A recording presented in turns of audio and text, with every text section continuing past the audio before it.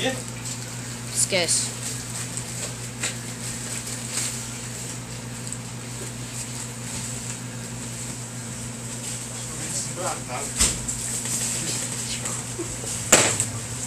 Antes eu só estudei aqui. O que vai acontecer agora?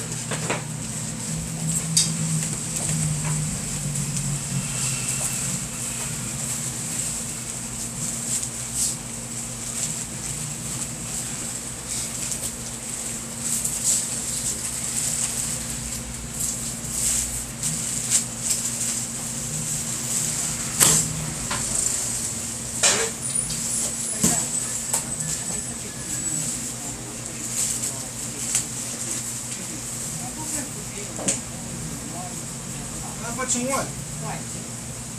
Take it, straight. Boa tarde. Ah, não pode Dá me ajuda.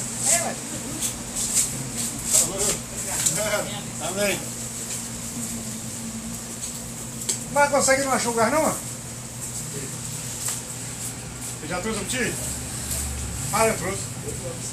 Andar uns 2 km que eu preciso nas costas. Ia pegar com o carro. Andar 2 km que eu preciso nas costas. O cara ia pegar o carro lá, olha. Você não está indo para a igreja católica?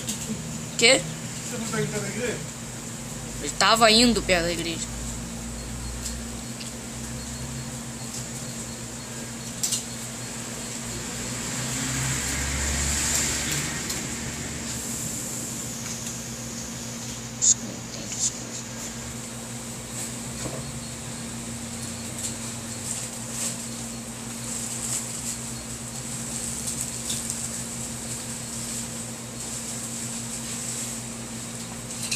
Moedinha luxo, hein?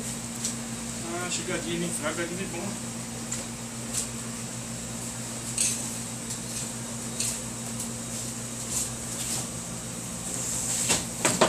Tô de pito para a igreja, estou ajeitando um pito para ali para comprar. Aonde ali? Aqui do pastor aqui, ó. Aí sim, tô acompanhando. Ainda estão feios. Tá tudo preso, né? Sem pastor hoje, o pastor já falou preso, já falei para a pita agora. Acabaram de amanhã logo. Isso. Hoje eu vou comprar um carro pra ele. Hã? Hoje eu vou comprar um carro pra ele. Tô vendo aí?